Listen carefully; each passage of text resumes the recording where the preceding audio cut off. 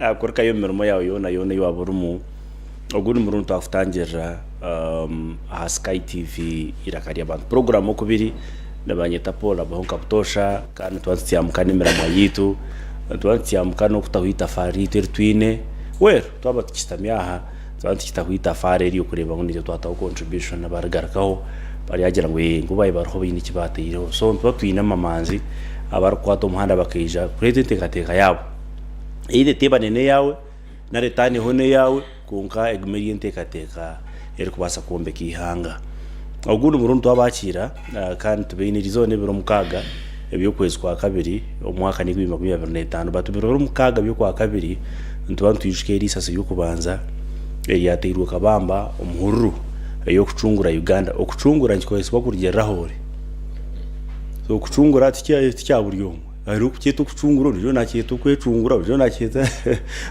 sikuza kwato kucungura tukakitsibara buri muntu konka at least nonsoro tena mambango nejyangu namazimisa sero kargenje kucungura abantu hagati ya 38 futahariana nomwe aho 38 futahariana nomwe 34 to 41 enambao kibaisa ngustura specific bakabarubanga exactly batambajya hagati ya 38 na nomwe ahariabo aberna mushanje bakaba kwitse mbundo mu ngaro baramo his excellency wereka guta Museveni generale baramo the rate now geno ertumwini ndido wa shooting yeri sasa yo kubanza ayihire no bufuta obuyizera kumura nabo baramo ba geno Steven Kashaka namba 38 yes then of course kana Fred Mwesige abantu aberna mushanjwa hari yabana no bakaba kwitse mbundo zabo mu ngaro mbagira ngo umusarikaro mu Tanzania akatunga position nungiye kwe Mariera yazubira iryo operation kuba 100% successful kuko mbagira ngo at least era failing irabo ko bakanyaga yeminja guiba basaze bagenda so ngo operation no bera betarabeire 100% executed kuko aterabeire a failed attempt abo ko bakanyaga yeminyago so tarestan hutu asiba twaturiyo mu Greater Masaka general speaking because ntubanza na IPDF activities then tujatuza mukoro gwenyine so ebishane ya screen mwatantiye kubereba president aho nabana inspecting a garden kuko mukoro kubaguri on liberation days nabwe icyo nuko embera yaberiye etyo ningira ngo wero antuje kuyiza producer banza twari ukake then utrargiye to summarizing tuhereze opinion yitu rigyo trigger ibakwatsireho. Let's have the sound maybe producer today.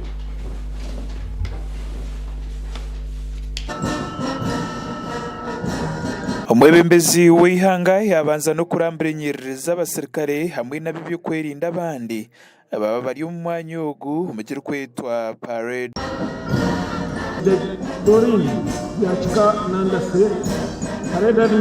mbigambo bye omwebembezi w'ihanga His Excellency General Yoweri Kaguta Museveni yashobora kwihanga eri rabiro mbintu bitari bimwe na bimwe eby'ubuhanguzi uyireho rutaro rubahangwira umwaka gwa 1981. I congratulate the combatants and the people of Uganda on the victories we have scored ever since that day. We thank God for these victories. The National Resistance Army from the beginning was fighting for certain philosophical, ideological and strategic principles and targets. We have elaborated these points many times. Ensonga zonna zizenga nzogerako mu bujuvu bwazo, and we do not have time and space to repeat those points here. Mwebembezi w'ihanga yashobora kwihanga rutungukire ari kugira ngo byona bibeireho ahabwe byo kwerinda birungi government ya NRM ya leta.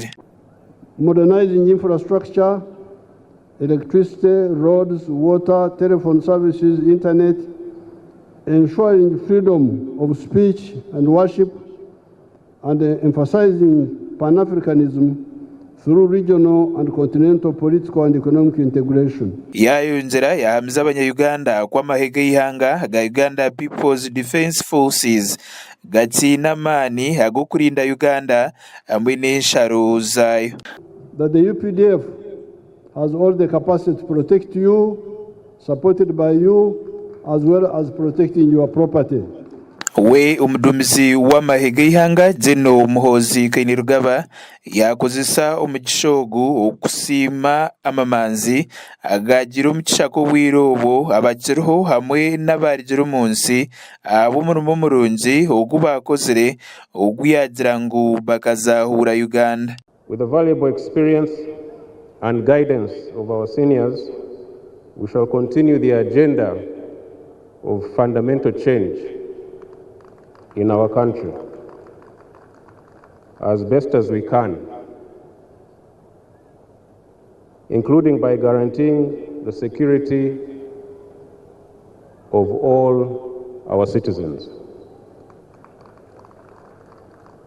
Therefore, Your Excellency, permit me to express my deepest gratitude to you and to all those who believed in your vision of a liberated, free, and prosperous Uganda and Africa. To everyone who contributed to the liberation struggle, we owe you our heartfelt thanks. Jeno Muhoozi Kainerugaba yayongera yashobora kwa amahega y'ihanga ga Uganda People's Defence Forces gakozire umurimo gw'amani okurwanisa abainazi uteireho n'ebigurupu by'abahekera ebiri kubarikaho mbiceka bitari bimwe na bimwe mu ihanga. Your Excellency and distinguished guests, we have also been strengthening ties with our African brothers and sisters across the continent and even beyond the continent. We are nurturing long-standing friendships and forging new partnerships through military cooperation agreements, which are all aimed at building a shared future together. Mr. Patrick Gumisiriza, a male adult from Mbarara District. Award of the Honorable Service Medal Police, pursuant to Section 3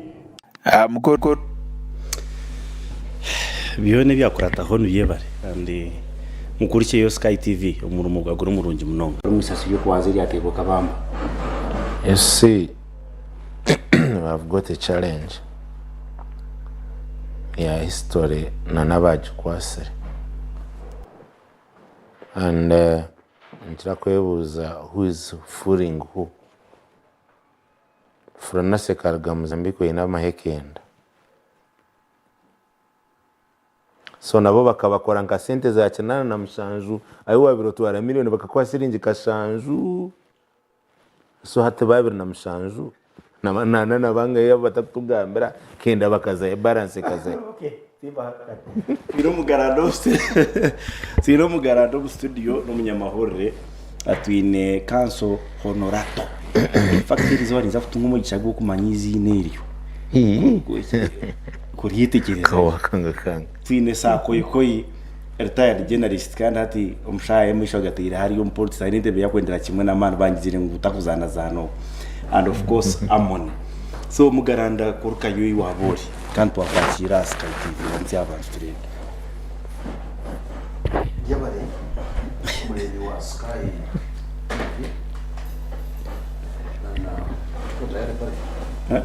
Radio 5. Na Radio 5. Okay. Otorikirize a Radio 5. Bantabarasa unabandi na nibitabaruka yo waburi. Ana rukutereba yaba otorikirize yaba no abasirikare abarwanirire ihangeri kinana na gumukusenati abarakwenda kuzuma mahe abahireyo ibyoguriya byabo n'abandi General Museveni from day one abaryo nibaboroga ngona mazima nyenda okubagira ngo pole sana. In my village hariho umushinja ati bizibire naza kurabo kanagira nti it is okay when no rero washoma mustard seed. The original, the first edition. Before Hapeje, a tragedy in Imbare, when General Museveni, then he was not, when Museveni had other people, Umujianarongo Kasese, there was a serious attack Umujiye over in Kampala somewhere. Owabira ry'umunjo umwe kumugeze imyenda ari kujimugorera. Owareberire ba General Muhozi. Anjizire ngo namazima.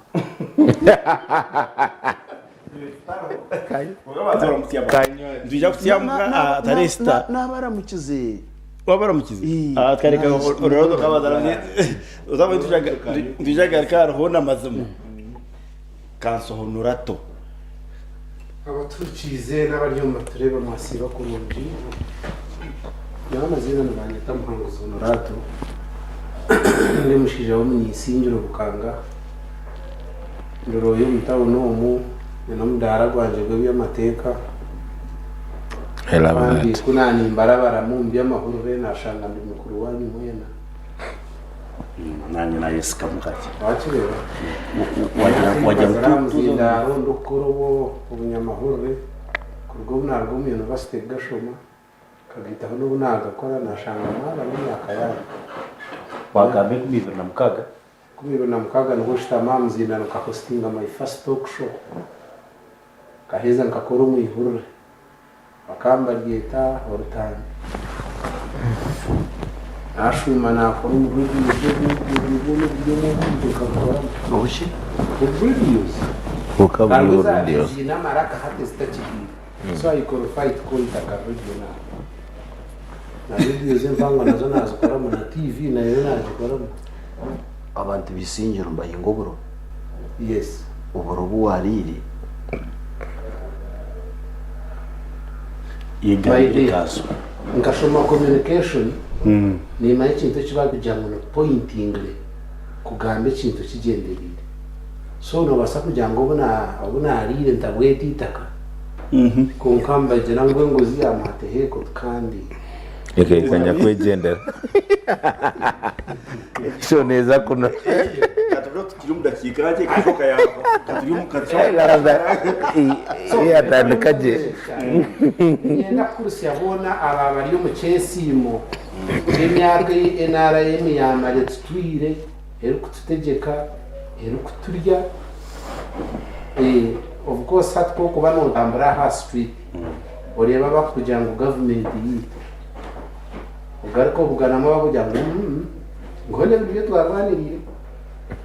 Ugarko buganamo babujya konka turyo muri kiyo. So abona bo those are the same thing voices is kuvugana kandi management ntugerezana nazo kandi kubantu zo mu byo gwebembeze tujango buryo umwakire ngo kwagize gushya konka ko kuba wareba je a story wareba oriyo no koreba kweta ngo ni professionalization of the army konko kareba mukono gwa buryo oyineho mutabano wawe naterera etamam ame kamana okireba gwa umusho ngo byo bwegese bine okireba gwa buryo operation okareba ho mwine shayemerire hariya ine budget eri kucyana ya prime minister's office hatta no rukuburiza abo mukana mu Rwanda kayanyi ninga interest zikiza zahinduka takubiyenyo kakubiyenyo abaturize bawe no bayengera ngambira kweli mukama wita simwe mukama wita simwe asimu muno abo kutureba nabaramusyaho kandi ni tabaruse yabasi bo muri Masaka umwami Paul bintahera ko kahinduka nenda musiyone kahinduka abantu bacira musiyori irota wasibota no buzongo ruki nje kujino misho people we don't know what is going on konka bwemba bazamukama we are trying and nitugumiza no kusindika okay comment ya Yataraye sita, I congratulate the UPDF. Just ekikuburamu no kugira ngo mukekireki tushemeye kuba turi mu barracks zitari zimwe na zimwe. We motivate, we give nice speeches, motivation speeches to the soldiers to motivate them. Kureba ngo because bari yuko bari redundant, they are doing nothing. Instead of saying we are in Masaka, we spend almost 8 billion to investing in kuzum barracks tukashomesa abantu tukajindra nka education day or sensitization day about the history of Uganda, where we are na itwahika, it could be better. So mwago kuzana nka ba general bakashitama aho because generals are higher privileged than these people. To recruit bari mu barracks, they are suffering, they are not okay, they are doing parade but not all of them. So it could be regional, every regional prepares where we have a barracks to be empowering, to give them energy, to energize them, to tell them this is where we are and that's where we are going. It will be very, very important. But I congratulate the UPDF. Abantu bakito munyago gwabo, so celebrating it is not wrong. Anyone can celebrate. If you can celebrate your birthday, why not victory? Amunira mutya bakureba Sky deni ngari cya kintu kanoya anye batashabira kuramukanya bambuza question najya answer abarebe n'abahurikiriza murere musibire kurungi ngesigoma mwana barema zero ya karamura ngoma Kabra Town Council Wampara District. Bueno bwana Paulo hariho ebintu nka bibiri bishatu konka namnonga binjeno bakira ecyashakeza kunyiza na Uganda kunarebe jo nanka ejo parade. He reminded me what my late aunt told me, the parade that was in Kororo airstrip 1975. Which tin somami Field Marshal Idi Amin Dada yashomere bitin sabyona VSO maade konkano of the bishop bayao babo yerkia yesiona unabasoja chi kujitetemesa. But shortly miaka nkebero beshatu something turned around. So this could be the maiden speeches. Thank you. So abasiba cyotera bashishobire ninga haro ikintu cyaje bazotwara umuntu akazayo. The good thing, the Tale Star has appeared in the same week. Irimo kumura abana b'amashomero. Tale Star azamu msande niye muri twatumura abana. So sebona nyaburiya TV yore ukugira ngo liberated umwana wawe yazo mishomero iriri ya kampani kwa dola zo mutwaro. Kan dola zo mutwaro buriyo mushoro gwawe uguba kweza bakibo manya gukora mu rukuto. Tiyazo muri. So who liberated who? Otaba siya doro mutwaro tiyazo muri abona bashoma katwara umwana. Good enough last year 2024. Niyo tukajikosa nka yard stick yabana batandikire P7 bakumara 2024. I mean P1 bakatandika P1 bari miliyoni mwe mitwaro 85 bamarasine ya mukaga bari emitwari 14 na 2009. So the dropout yabana abo ekaberi 1.7 plus miliyoni mwe mitwaro 5 ni something na nubona kwantajiro mfiga yenyine. Taresta basebona abanyabatu abakutura n'abaturikiriza yizero mu same week itibire tuko expectinga abaye cyungwire kugira ngo bakacungura abanyayiganda because last Friday not preempting the muramo guturuwo kote kasaramuko ngwe misango ya Paulo ko ikoyi amunataka batamaye ezo mukoti zache z'abantu baburisho batenezesha omumlibo achirinkai. So surely it's more of fooling Uganda and it's fully liberated na nyabari yuko bachingambire uwa kumango bakamuchungura ayinorukuto ayinorukuto rungi aina amaizi marungi takunywa byagana nente nkabembareje yoku yanga eji yoku on first district aba kunywa amaizi nente naina amashomero garoho marungi ekiro nyebitugamba kugira ngo tubuhura buri kugamba kucungura ihanga murete bizuwe biruhati azifu rihanga ariyo n'iryacungurire kimaise gukora ibizuba kimaise ndwara kutabaho kimaise amaize kutabura handi kakarebe kanje kimaise amashanyarazi so mu ruburuka kimaise amashomero gona kuyingana kimaise abantu bona kuyingana buri muntu akashimiko mugiga buri mwana batakoransi you assume ngo liberation kimaise bizubu kwaho no shot ni tana munene. So what do you liberate? Family members ninga ebyabo because ntundi yonkubuza wabana babo abo babinja babali yabo no bazomushomero lya dollars z'omutwaro basebo nabanyabo dollars z'omutwaro obwo nobukadashi tuna 8 etamu nabayizo bukade 10 iwe nemitwari 10 ya seed school bakuraganisi nayigizereke eremire omwana wa Uganda naza mushiringi kasanzu za capitation wa primary $1.32 per term. Tamere mebiro chenda. Nuba mashiringi kashanju. Owa senior ba mimi tuwari 810. Haza nazo tizikwiza mbwire. Then you get 8 billion tuwara ngonoza ku celebrate ngata rest. Hati omusarikaro wali aparejo. Ichango no bakumtu wa. Izoro bya siba aparejo. Ayo uniform yita mu kito. Nariya nanyo bamureta kirore kina maje.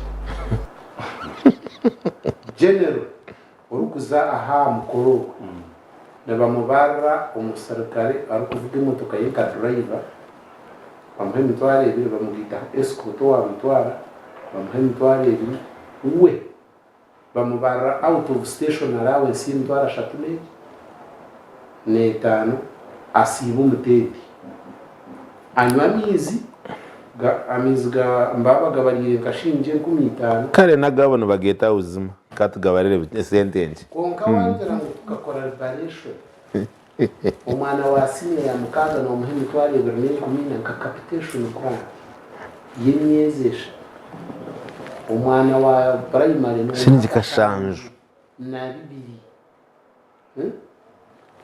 uruguto tukugendaho warubuza umuntu nahinduka kureba misha kubuza kwiyo mazime kigambo kucungurwa ntubaze tuyenda hati kutugambe kigambo kucungurwa ncendo cykwate ucurre yes iwazo mwe rwaro yo wabirero simba nikira ku following okuza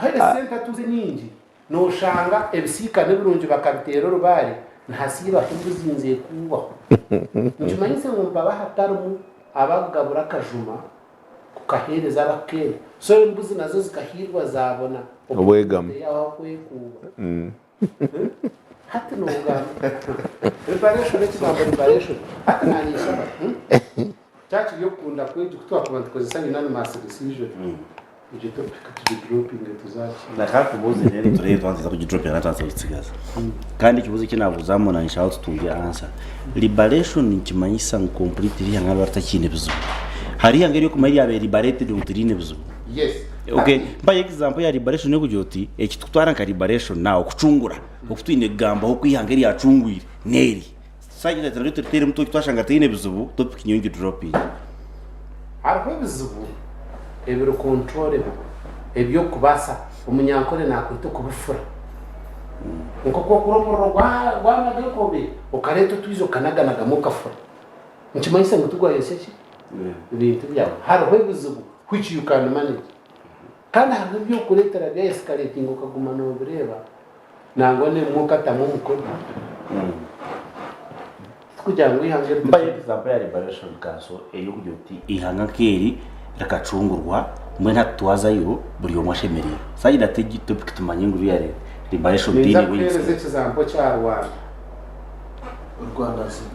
Rwanda as liberated kurichiriza bazore cyo mugara ture if you continue saying that Rwanda is liberated immediately drop the topic last I will come back to you njya kutiyamuka ayenda kubigeramu ekizibu cye nkomuntu kwenda ngo arebera umuntu andije akore ko comparison ngo kubantu tugamba one wamwambara liberation ntubanza tugenda akacenjuzo ka infrastructure development tureba amarwaro tureba amashomero tureba n'ibindi. No, actually the tip in a bit problems Africa zikazi rishatu obworo obutamanya n'endwara hato cheze bijo mugende bizera mwana chubuzo njo iwe nozaboka rucyanaka mpasha rukinyibana owanya harara basireno rubuto rwa chorus ndukomaho ngiye mutaho ibanda chorus kambarara chorus ndugibanda chorus ta fort potro ngarakana kwata chorus kwata kazo watayituka mabo okay hey I am liberated hakiriwe konko mwana waweza yazomishomero aje kagira umishomero yakakade it is wonderful it is wonderful iwa washomiro kamutwarayo abarete wayashomire akamutwarayo. So that is how you define liberation. No, you are washomiro kamutwarayo. That is not the definition of liberation. Deka kanso asubari ndamushabihanga ya kosa Rwanda ya kari infrastructure Rwanda katumuhe chance atugambire his mind on. Nyowe my mind is very clear and you can't compromise ninga container things. Twaga mauto zo mungu teze zitwi ogarukora amahanga gatwitorere kikakembuto zibiri rebe bishayi byenyonye bine orene bwito garuko rebe amashomero bwibine namwe infrastructure kuri ishomero konka nebindi bitakwenda kongera nebe bya management na no kugira ntaro na no muntu kuba dictator ebindi tubitirara bajabo ko byo mwineki na no madina gutukushoma nyorero nyo mukaturiche majangwe dile yebembirwe papa teshoki ntsiba ntubatera mutochi konka basebuka no shangu bicanjire ntumango nayo mbigera ki nibyanga oyihire mu agaruporos konka yinizwa ko basabigera ki mwene ka corruption byo muihango mu wano jango mu Rwanda harimo etarashikire na bibiru mukozi wa twirebe ibindi kandi bitabiya ukoze ibindi byatureta yes berumu so nayo washanga liberation nayo kasi cyo nayo ryakibuze ryakibuza umuntu wabere liberate dore kuma Rwanda canana na mukaga no wayabire liberate dicenda nena wasanga mba compare ingano na mukuru wawe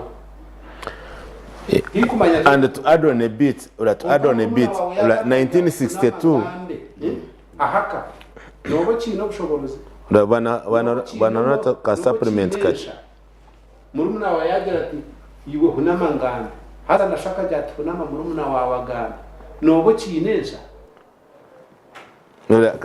ka supplement kachacha honorato 1962 for the benefit of the viewers.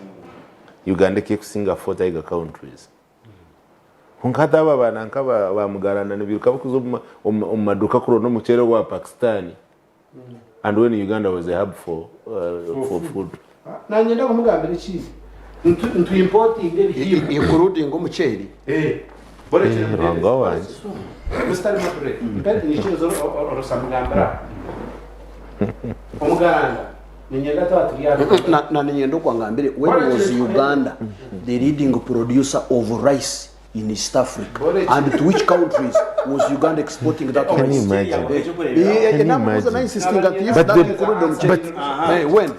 When was that? Nabani research network ngo Uganda ne importing ngobro kurga Tanzania.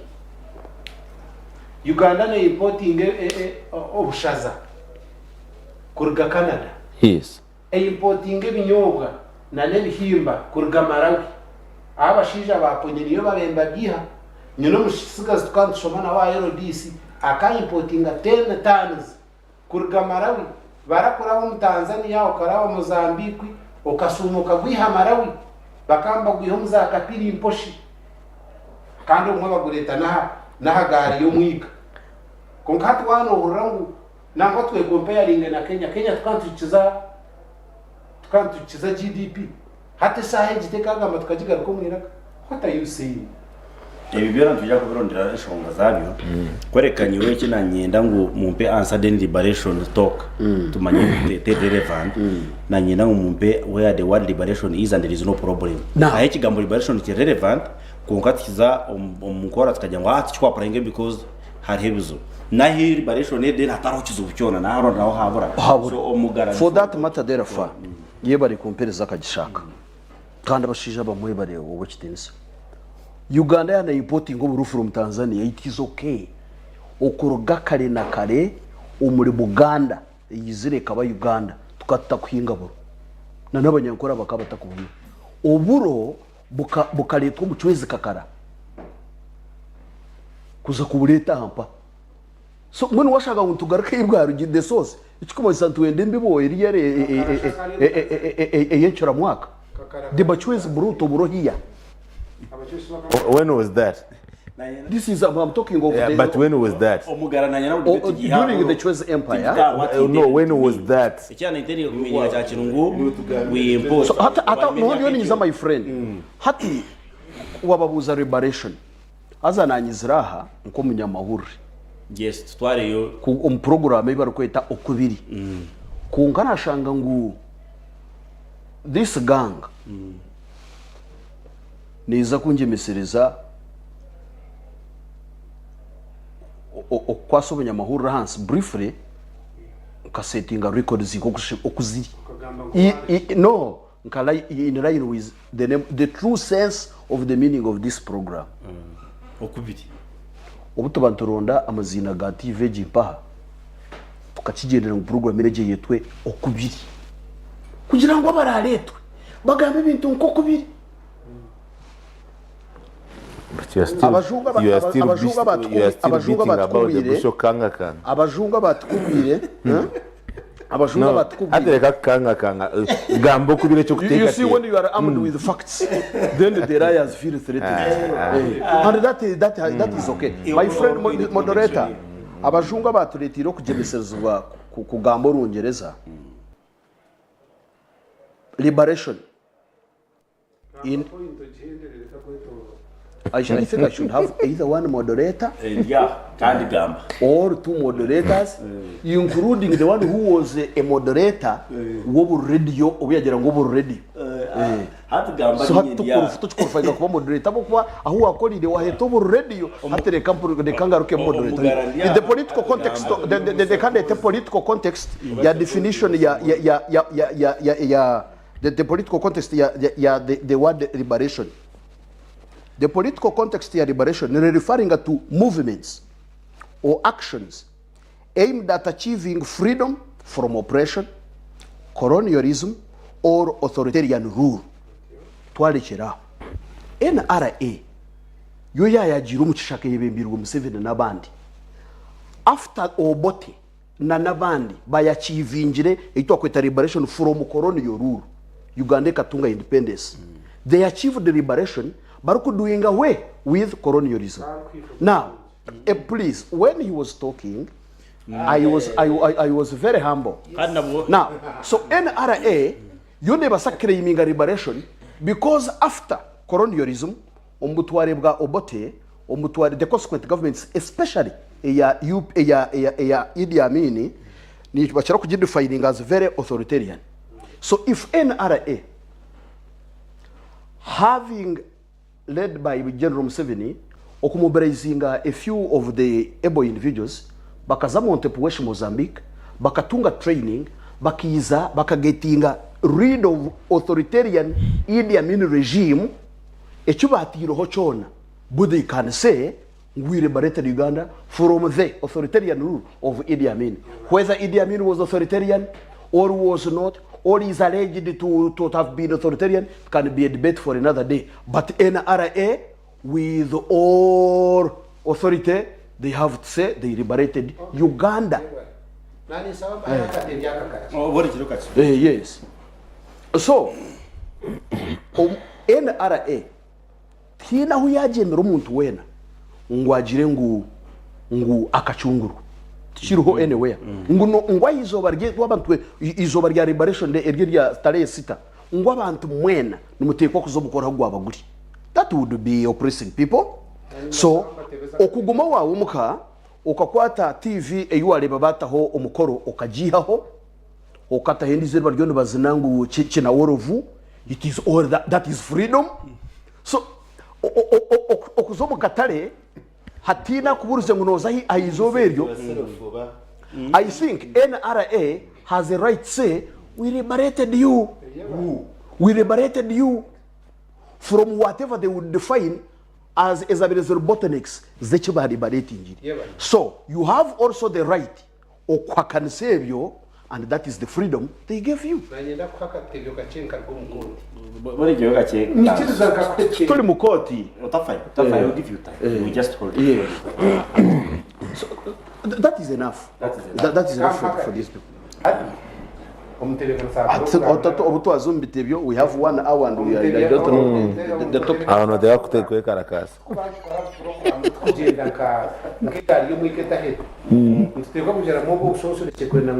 abakurikize bamenye iki kintu kirimo abantu bamagize hata musagaza akagenda yarwa mu university yaza umukoti yanamujumuza wa izanuwozi yatekera konko bwatongana opposite council ninga opposite lawyer akaba ari professor yakamba according to the book this paragraph this page this atarwe atanochimanya na horo yabambungurusi yamwesiza yagamba bice yahandika hansi yambwate mwene mutabanire bakute atiwe obori yo no refaringa hachita kimwe bitane bo refaringa necanje atumwenye yo class yo kurefaringa by'abandi nkajirenga Soka bombo we mwene mwana wanje mugana with Aí mas eu acabo junto de statistics na basis em caderno.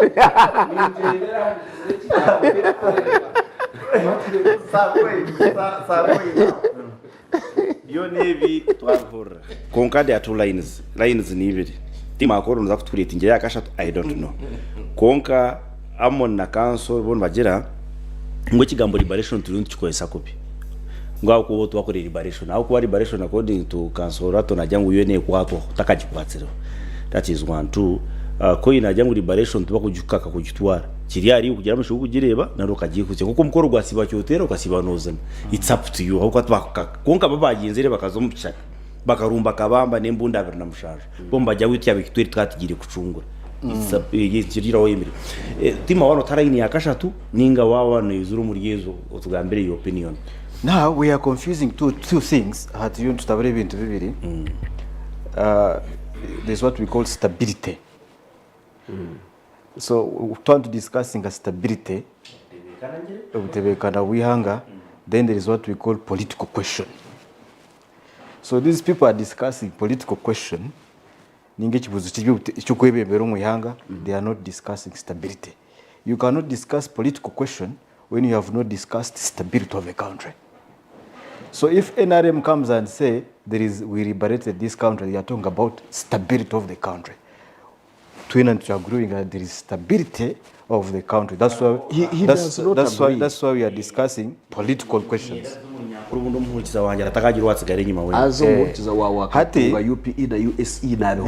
So obtebekana tokubasa kudiscussing amwana wanje amone byanagamana onrato twatuli instability. Instability ni chirogo mu liberation. If a country is liberated, and liberation has very many definitions. You can be liberated psychologically, you can be liberated in very many forms. So economically you can be liberated, economically you can, financially you can be liberated. But now we are talking about liberating a country, stability of a country. Yes. So if NRM sits in a we liberated this country, the question is stability. Is stability there? Yes, the stability is there. Then these political questions, sorting at any time. Because every day to engage politics. Nkamnwana wanjonate bya nagamba ebya general mhozi kuba CDF ebya mama gent kuba education. That is a question that we can even sort tomorrow.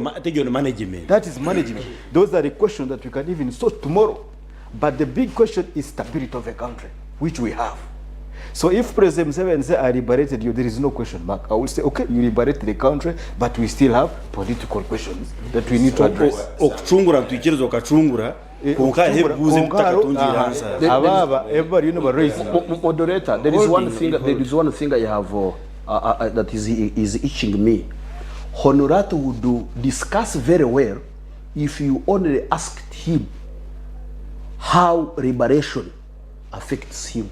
How he would wish to be liberated. That's what he would talk until the cows return home. But the question about these other issues, you just ask him that how he would want to be liberated. He will talk until tomorrow.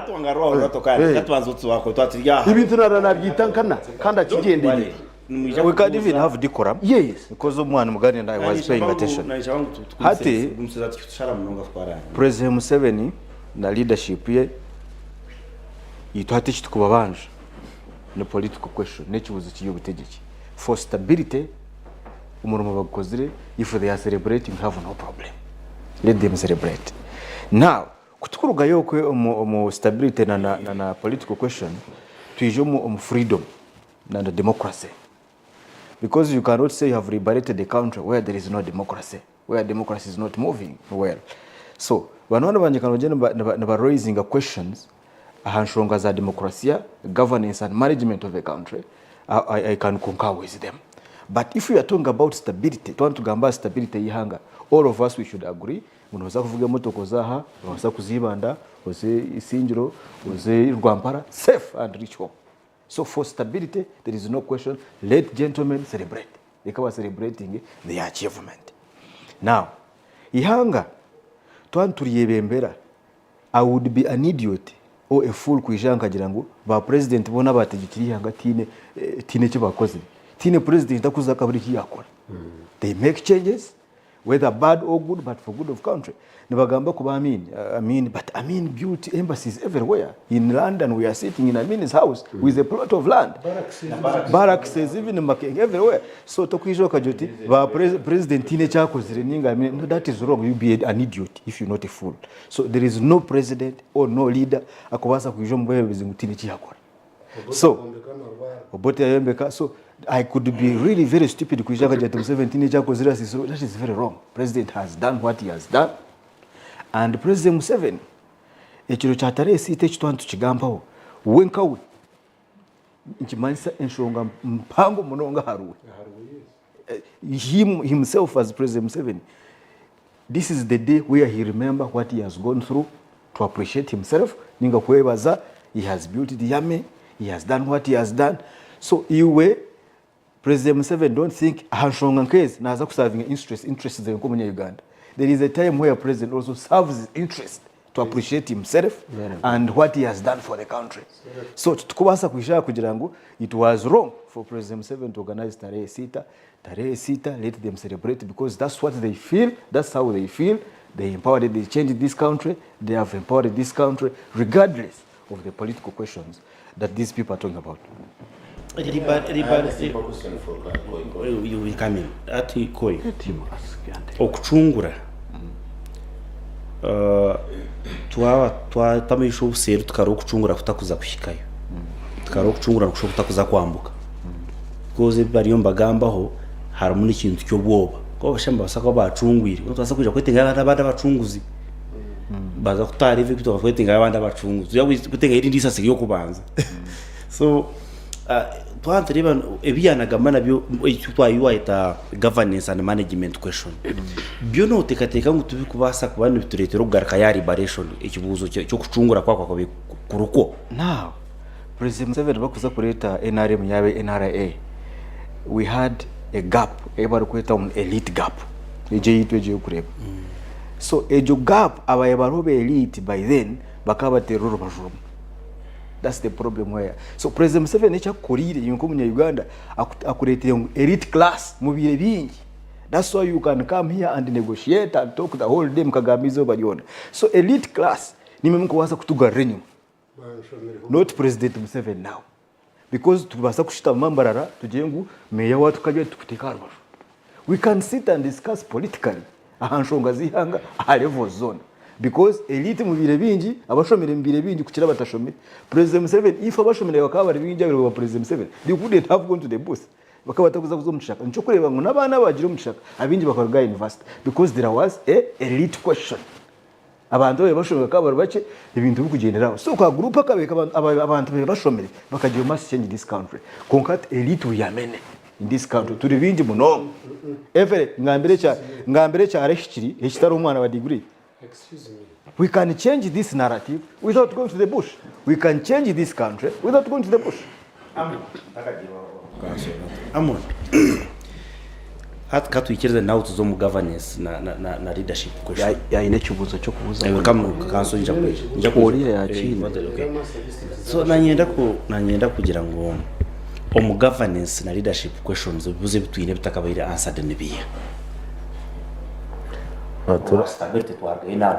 Not on planet Earth ninga not on Mars. Ndiyaho mu saitaka. I've always told you the worst or the best record I will never forget. Basebona abanya record interior no kule abo joba first family bakwekara kazi zakaru. Because when you talk of Chiruhura is the first district. Akuchakana na wena abaine cha kubura mu mutu. Konkanke nkereberaje naganje tendagambirwe. Ukareba kinyuka ni ufutura. Fred Mwesije versus Kajwinji. Bakurwanira karu 2021. Cyoko yanagambira 2021. Two. Ngo abantu bino bugabe kurwana no bukwa muri itazi nche from rwa kitora you still fight. The truth must be told. Much as the elites, much as what you have said, or you have called it, actually, my biggest appreciation goes to the two gentlemen, General Muntu and retired Colonel Dr. Chiza Besige.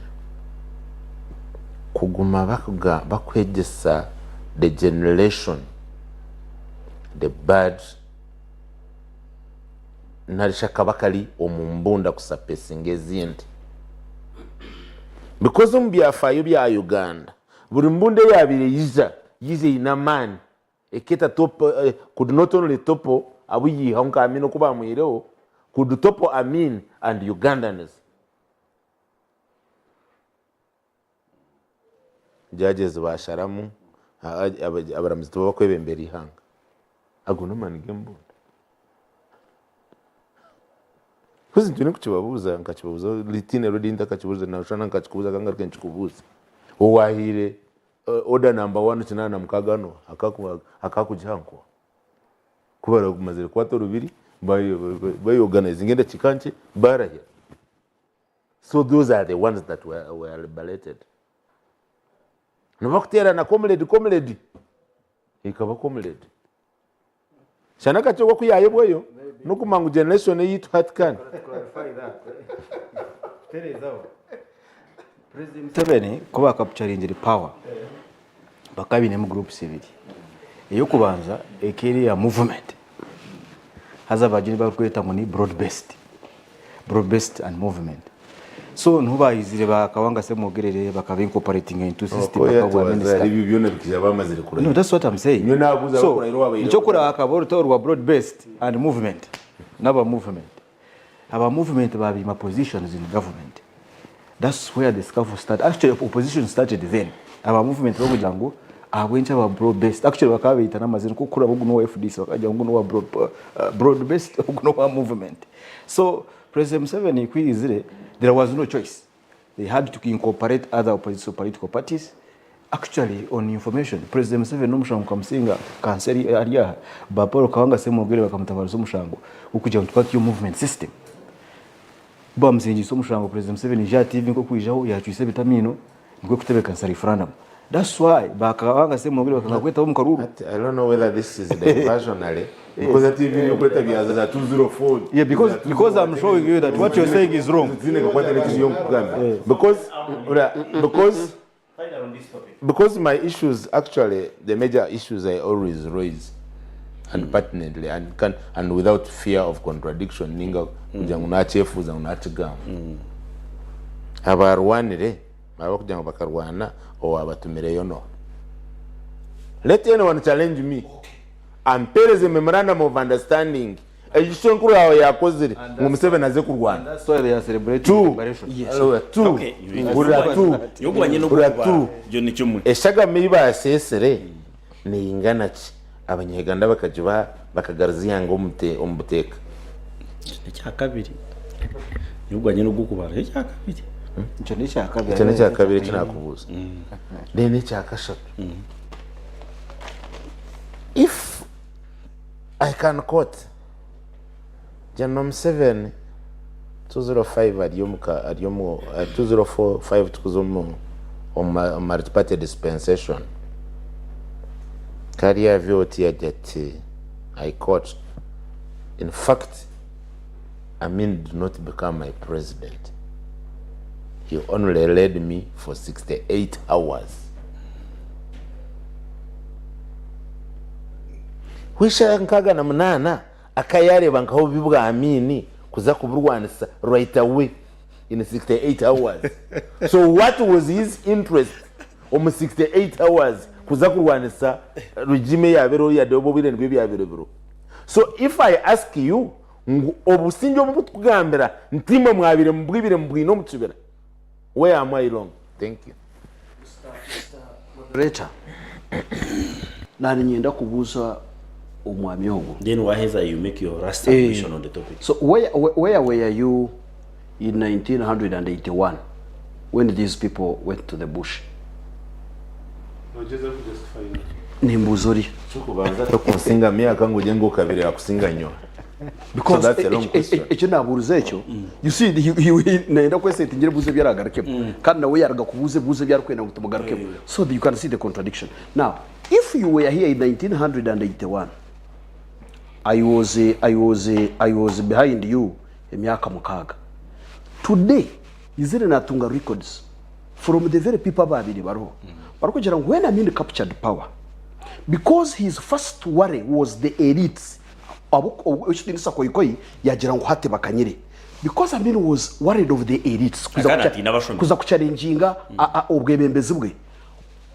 Tikumanya if it is kanko kanchireke hari abantu abi Idi Amin yabira plantingire pa village to identify the elites for elimination. So nitikatika kwa kabaru, if you were here and mature in 1996, you had seen Idi Amin. Nyowenka hurangu kandi kumpishire no kuzira natanaka ku interrogating these questions kuronda babire baro umucyaro cyanje, those who abaru kuforinga mu category ya elites. Then bangambira ngo some of them their names were there, they had to run to Kenya to seek refuge in Kenya to evade elimination by Idi Amin, who's the biggest threat sooner after he had captured power was the elites. So if Museveni was among those people, was it not a serious call calling upon the like-minded people of that time to, number one, questioning themselves, getting ready to sacrifice themselves for the rest of these people? Kubanza bakachungura then bakachungura esi yabo baheza kurugayo abantu bagira umukishaka, considering such a background. Really, why can't these people celebrate, and why must they really? Good. Kanso cha muhira nshonga ya wabugizire kunda heze nkore submission yanjye no kwenderera kanyana je wagikora ana ningaruka. So ekirana nyenda kugambira oturishirize no rukutureba nkoku omwami ko yikugenda kusima wa discussinga kurudi munonga in my opinion. Tarehe stage ni kintu kikuru munonga ahari NRA. Going to the bush ebiro nani ndeba ha nkabanye sewing the master seed yange bajiba the first edition ebirabiri na bibiri bya January ya 1994. That was during Idi Amin. President Museveni ko gukuyagamba Idi Amin kubahurira radio barangira ngo Idi Amin yamba President Museveni nagira ngo akayine radio yatambuze mbyino ngira kalimba around here nagira ngo akari muri mbara yatambura mpora yaza Tanzania songo Amin taramutegekire kuyagarukire nshanjune shataka yashita mu munju yatandika clandestine work. Wabo wano huragera Museveni avuga ati I would come here to do some dangerous work. When he started doing some dangerous work against Idi Amin, akaba yakomunju ya Maumbe Mukwana omuli maruku housing estate omuli mbare abiyabira inabo bona abiyabira inabo bona de bona So the one who was doing a dangerous work is now the president. So the one who was doing dangerous work Idi Amin yaba surroundinga omunzu ya mukwana bafa yiruka yabasiga omuntu nkogwe oruku surviving ekintu nkecyo uwenko muntu yiza final akarwana for emyaka 5 asa crucifying his own life akaruga yoruhanga kamureta kamugira ngo ataka celebratinga reyare for that matter General Museveni kuyokuba ubundi nuko hatunoza kushanga ubundi yanatureba General Museveni obu wabirutanukire kuzomushaka uwitari umushija munywani wawe wabire natura umuju yawe warezera abana bawe ubu barukweta bakora ariyo mu cyaro cya Chempunu neshangu muruka gwa mabona neshangu muri rukiri neshangu muri ibanda umushinjo ogwo agizire ngo tino kuyakutunga konka ko rero izina bakora umugirire mbabazi kanso ngara ecyamuhera iyi topic hati nyo ahashunga yari baration nakugambe nakakati ko mushijo wabe nahozana umusagaza njiranye But what statistics have you given? You went to Malawi and you only corrected me. Obugara reka kaza yaterera topic. Is repeating the same thing. Nani shaba ekintu cy'enderende. Wano discussing na n'umuntu ari yo na aspire njiro bwa sister Tara DC. Na kwendo musho. I love that. So ejamwercho nari topic. Kinjagaruka mu kimwaha cyamheri yagira ngo Idi Amin akategeka President Museveni only 68 hours. Idi Amin when he captured power in 1971 akadeclaringa military rule. Hati President Museveni nawe yana ipanka panka ayemerereka ati vaje ati I declare military rule, we shall go to the bush and fight him completely. I'm telling you. So I'm telling you, let him try. I will join I him. declare and said we have military rule in the country. We shall go to the bush. Even others will join us. That's what happened. That when Amin declared we have captured power, Akajan, this is military rule. Those who were believing in democracy, they had no option. Even 68 hours were many. It was Kazri Ninja. Nanyangani Jakucheka and Zifa was there. So, yeah, because Museveni has been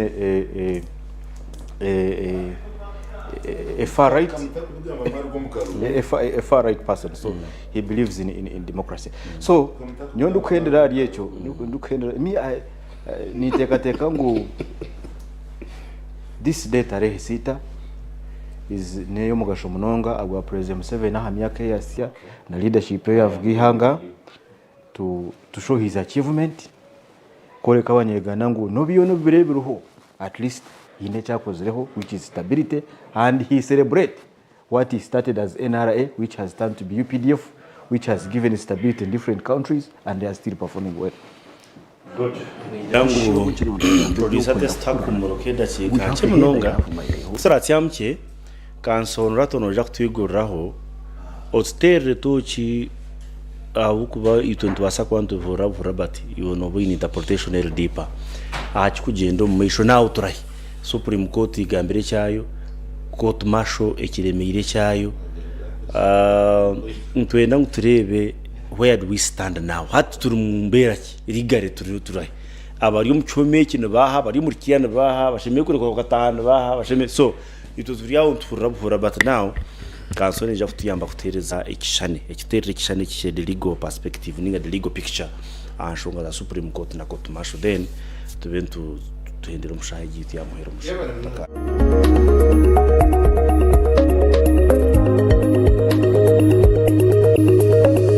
Sky TV irakari abantu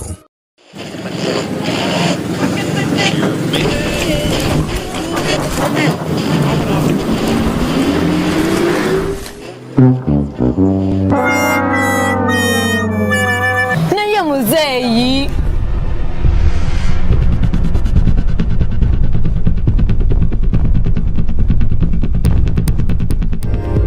kenenula omubiri obeere mu mbeera ennungi nga weenywera Sauda aloe vera drink akoleddwa mu birungo okuva e Saudi Arabia omuli black seed n'ekigaji. Tuyina Sauda pineapple drink akolebwa mu nnaanasi ezaffe eza wano.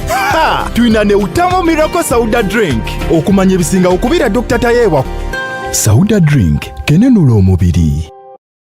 Science Vocational School muri Ibanda neshango muri Kitwe Municipality y'Ibanda byanditse n'ekitongole cy'obwegese n'emizano na National Council for Higher Education inayibite center number hamwe ne ya technical ne bakira beje mwenda abahirize senior kana senior mukaga okutunga certificate hamwe na diploma nona kwega accounting and finance secretary and office management records and information management library and information science journalism and mass media communication studies public administration and management tourism and hospitality management social work and social administration information technology building construction, automotive mechanics, fashion and garment design, electrical installation system and maintenance, hotel management and institutional catering, plumbing, cosmetology and body therapy, welding and metal fabrication, elementary mechanics, motor vehicle driving, omuzindi nyingi. Science Vocational bino bararo, bino security, amazing, amashanyarazi kandi abana nibatwarizwa kurunje munonga. Abeje ubona nibega computer kandi bishara byitandekero nebashyira buryo mu wena. Kumanya biri kucana ugamba na principal no tumushanju ishatu nkaga nibiri 18 19 Science Vocational School Ibanda. Forward ever.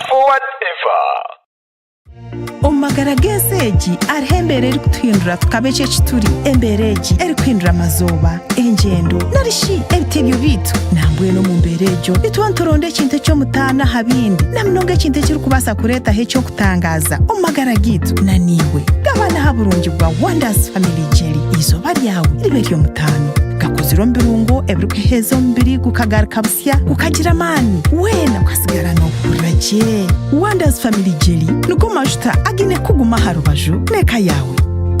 Wonders, always wonderful.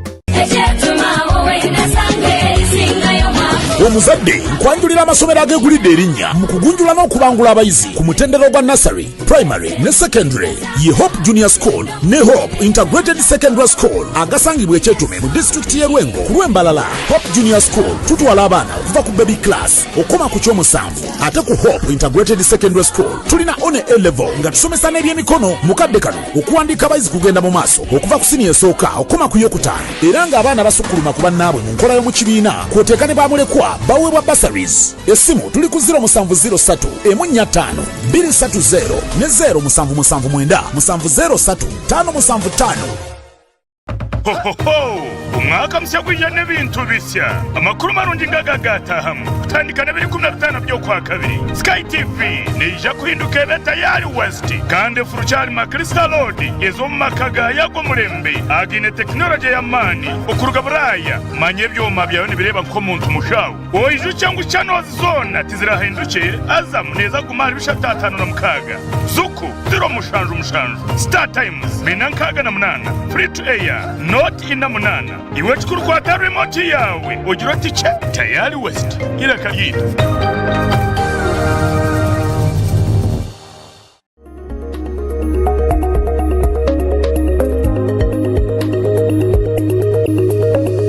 Sky TV irakari abantu mukurikiyeyo omukahumurako kake wagakuno yo mu studio ntugumiza mwitwe to mu studio kuntaro twumura ntugumiza mukurigero kweshonga zikubazira kanso twaraganza abantu nkutaragarike noja kutera tochi omu kakushaka kakubagano omu mateka no mu courts zetu zitwine court martial na supreme court from kwa supreme court na implementation no kutara effecting orders ezo ninga decision ya supreme court and then position ya executive this time ningamba president na we position ya emeriro ntwija tubugabuganda kahi ntwija sorting state issues who is not doing what chobanza chabiona nenda kutabarusia ihangi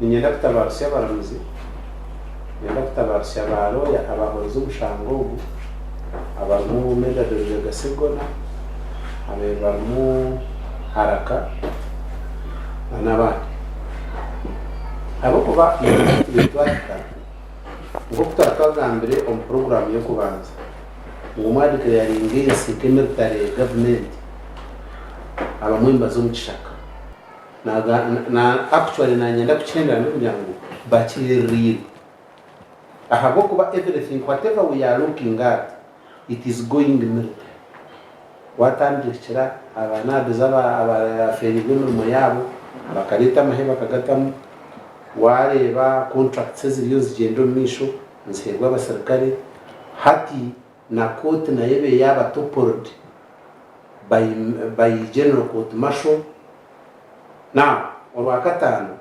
supreme court kemera ya chomushango eyabiri ya piri ya kabiri umwaka gw'2021 yabenerwa umushango ogwatabarizibwe ko narebo kabazuguruka mayiko owabira MP wanakawa 2016 kimwe biteba abemba bamwine bakamba mu charge y'emushango ngo ariyo naenda kureba ihanga kandi akwatanise n'abasirikare bamutahe emushango ejo yona omushango gwabandize ogwana netana na wakirukangira Supreme Court of Appeal erikushitamanka Constitutional Court yahakanise cyane kigendo misho yabo cyatinyo kikakwataga nangwa na kizingo nyungu nsuburo nonkwato tokanyeto musirikare ukancharginga umukoti yamahe koti yakoreba ko tangana unanimous decision yajangwa hapana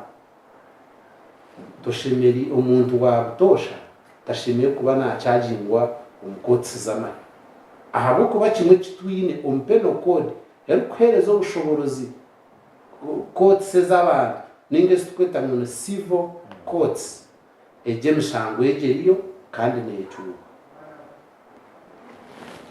komanda kabagira ngo hapana ko buryo umuntu wabutosha okakwatanisa n'umusirikare umukoro mushango bakucaji yakora ati hati nanka konka Court of Appeal nibakora ahanamba eyakiza abana nibyo bakugendana so umuhorereza wa government nigo muhabuzi wa government abakwita attorney general yayapiringa Supreme Court abo kubariya niyo court of first instance niyo kutabariza mu emishango eri kwinterpretinga constitution yahereza akashaba akateka yo ground zina omuryezo bayirene kere section yiga ni 10 hati niga ni 15 na section ya kabiri UPDF act eri kugira ngo umuntu nabasa kutrayingwa omukoti masho so longa azimshango yakora yaneba system dumuko UPDF act yagarka yabo bagira yagarka yabuza ground ziyabe na leta nkanoshangu section yiga ni 10 netomerana na article ya constitution ya 8 akachweka ko kubanza akakugira ngo umuntu ashemeye kutwara umukoti court refere constituted kandi ino bushobozi akatunga impartial trial yagarka yajango echecho kuchako bakiri kityo kanoshangu military court masho kubahereza ubushobozi no kutrayinga nibitomerana n'agacyoka kiganari bibratano na mushanju na n'obundo bwa constitution obwo establishinga ba DPP kugira ngo abe no ya profiling charges against someone kuri ya DPP itariyo abantu bino bushobozi nkebe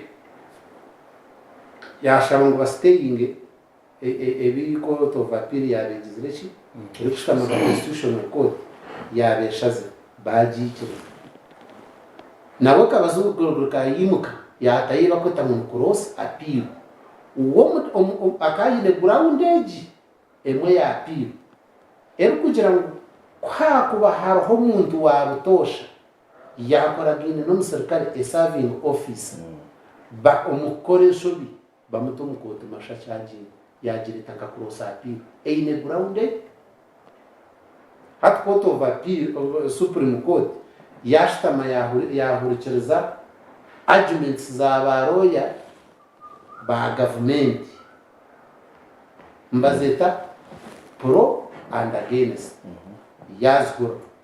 yahura arguments za baroya bakabazguruka in support of their ground and in against yes rules yacwa ijoro wa gatanu yacwa yajya ngo byone bitwareba nebitwahurra twashanga ngo cyo kubanza kote masho teyine bushobozi bwo kurikiriza imishango y'abantu babutosha ahabo ko cyo kubanza akacweka kabira na munana nkajya ngo yemerero mu koti iri impasho kandi refure constituted koko bano warebe mu third schedule ya UPDF Act okuba constitutinga court martial lifespan yabo n'umwako gumwe koko banoza okuba constituted ningo kuba kuteko mu ntebe hariho qualification eri kubikiriza mwene tine mudoba kugira ngo ashemere kubashomereke sorongazi uburyo musirikare waranka etandikira bwameje no ikirizwa kuridinga kotomasha ninga ko toranwa kandi urukuhaburwa wakutira umuntu haza hakakubagana itwa mu mateka nangwa atko yabara na munana na atko yabara na ishatu na neya na nina negera ngo umuntu wowe no mushango gona ningo kuteka teka ko wowe no mushango gona haba abantu bashatu abarmanda tereno bakwije n'icyo rabashimye kubamba kwika owo kubanza yari yo mushija mbikirizo mukazi wawe owa kabara next of kin owa kashatu nero yawa icyo cyaza babuza mbashikani aba bantu nibikirizwa kurikiriza imishango na mnonga erukoma abantu to life imprisonment or death hatu washoma kakachweka kikumi na kutano mu PDF ubwo gumushango kuba riyo ba charging besije treachery maximum sentence ya good death kandi bajyangu shar which is a must bajyangu mwana hata bazaho bari kubatire mutochi bakarumu qualifications bashanga actually kurw'umuntandikwa ya UPDF yakoze ngo 2005 kwihabate kaho kota mashu hino mu rugo obari ikirizo umuntu ashomerero kuba no yaba headinga kote wabandiza kariyo munogozi wabandize akaba ariyo munogozi ze fine artist omujenzi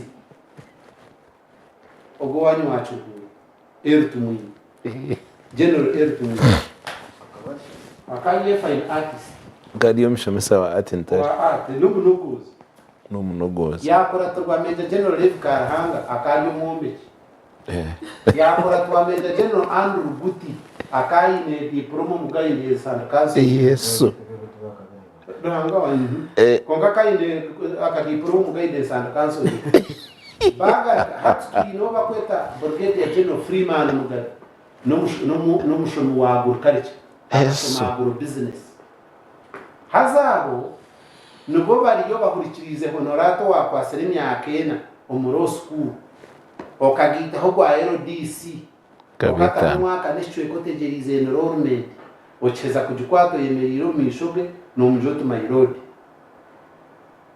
hatecho of course kubantu gamba ke cyo muntu akiranga kintu cyukushika ni manyete ngo na wano burawo okali kuratara witsa university katu ine courses ishatu za benzi za weights eyo kubanza ni medicine eya kabiri ndo eya kashatu journalism na hatu waza makele amashomaga ashatu wote ne points kutana chara 15 garahigo teba kutwa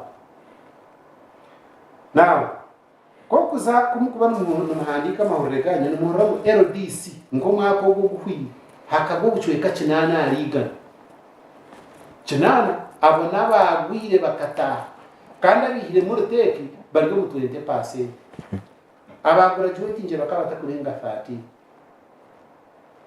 nchimanisa ngurote dizire Europe wabona ashomaro bishop Stuart kode kumibiri na kuse kumibiri 18 tukatanga katuri abana na numwe tukagraduate ngaturi abana 18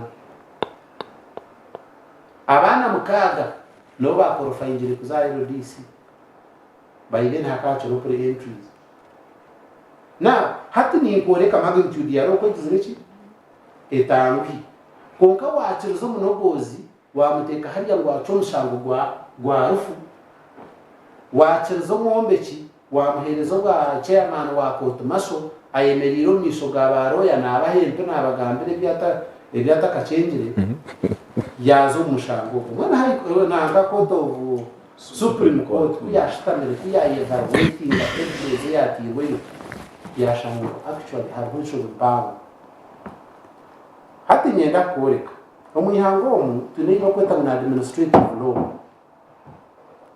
hine muntu ari kugira ngo arya mutugwa amateka no kuba disciplinary committee ya Sky TV under the control of High Court nicho cyo kurebera ngaha manager yakera think ma manager wanyu ngati manager yakera kajya kwa hostinga kuba honorato akaconstitutinga disciplinary committee woti ikirizine nawe no boy nerosa orukurabo mukachweka kana na rebo constitution na hajine article yananibi kwa apiringa to the High Court kugira ngo ebeine eiba kweta judicial review kureba omushango bwo kubacwire bakakora taramateka bakakorosa kwexamininga witnesses z'abarese bakakobujuru babemba kucyaginga. Those are the questions abako muyangere kine presumption of innocence ngumuntu nabatine mushango until gwamkwata kandi gwacubwa competent court kunka gutaka mukwase mbagira ngo wana osheme kumuhereza ubushobozi bwo kumanya obujuruzo bwo kureta mukoti oshime kureta abajuruzo kaba muto mukoti bakajurura na wakababuze buzo basheme kureba intention na magnitude na no okuyachikoze bakakora evaluation of evidence kako batikirizine na kote yacu mushango aine powers zo kwapiringa so finally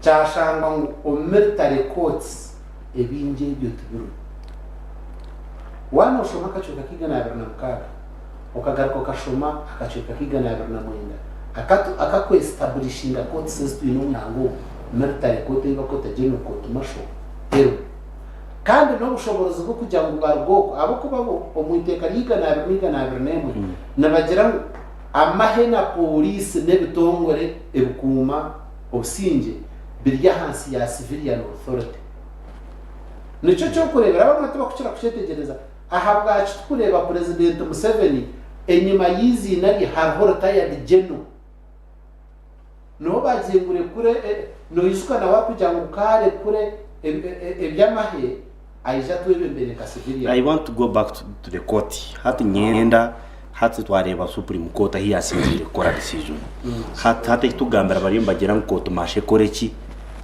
kandi uri mu koraki abatsibika babesije bari mu mbera kirigare reno mbone kuswitchinga turebe hati ngo kuwachibuza isaheji cyarebeke abo kubezo mbazeta mu self executing orders ezikoti yagambira zitekwa kuratirwa yukano korono ila kuma munzu kuratirwa ko tumashote kastamire kurwo mukimanyi sangwe ine ya eliyenso gizo bakagira ki bakarukura abo kuba hateka stamire no naba bagamba takachiti in writing apa yachiti in writing Supreme Court ino bushoborozi tu parliament eiba dizire at least for amendments teka ya mending iteka eri kwakanisa onchwamu ya ha decision yakozo hata decision yitwine now nibyo mwangagambe twina mateka ha twine nabatkarwana actually hata ba besije kiba kwatirwe it is a political move turi tukarwana. Very good. Yebare binonga cyo nakwera ubwire abo kwana ndabona turafukiye kuzombyorobi kandi bigumire tutakabyetegereza kuzo tiptwaza muri basi tubona tubasa nibitwaza kwasa kwera njyane yo pati na dawo kare nyo ibinanda kubasa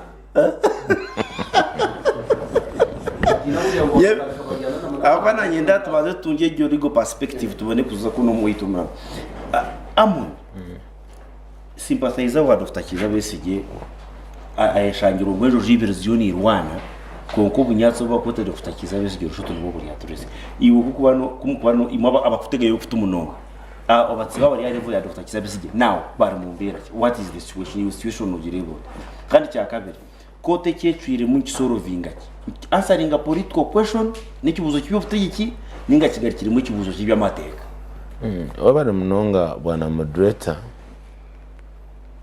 abo kuleta umuramo mulungi ombwire bwago because one I'm a victim of court martial because my last appearance there embere babire baturabizemo actually was not good to Ugandans because mwena batwira kuzo mukoti za bulijo no ikagete bakuchecking otahamu bagira ngo tayomba ibi niyo biragiro bya bulijo some silence ebibiro but to begin with why Kamakinde entrance is completely restricted nemikayana wahiri watahiremo ubugagetsi bwa busumu. You remember my last call I was saying these fools gang raped my phone. Can't think to remember. Omwasigaho bazitire bya ngeza. But besides umuyihanga rya dictators you can even say these fools. They were because katubabuza umuyihanga ritaribarite. No but ati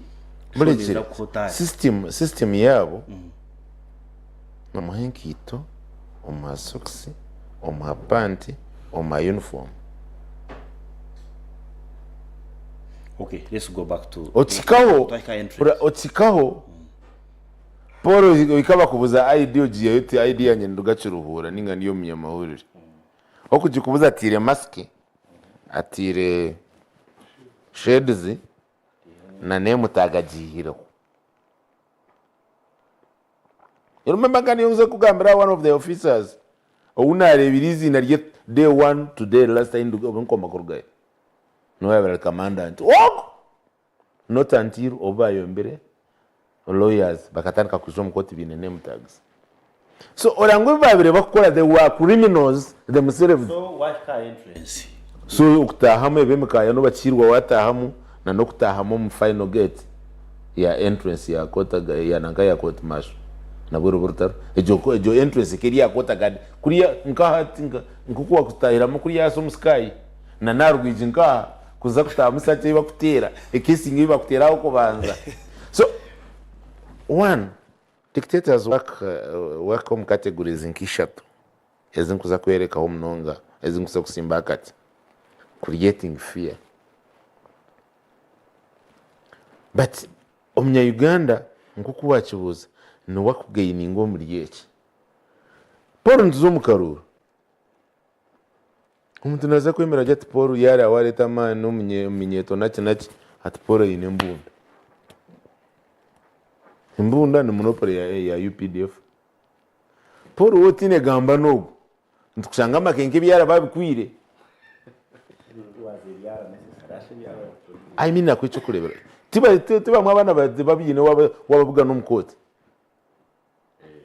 wababuga n'umuntu mu prisons bakuteye waze watunga chance waze no bagambira because if we have a country munywano wanje anagamba liberated twine mabojo babiruruzira omwamazire emyaka 16 ondije yamare emyaka 28 atakumanya na court premises aziri ngo komirwe sara eno bageta samare the time is no time ya yenu bageta samare koko kwa Paul European court shahin bakwechi papura bakoma tiruhizoba tichirochi.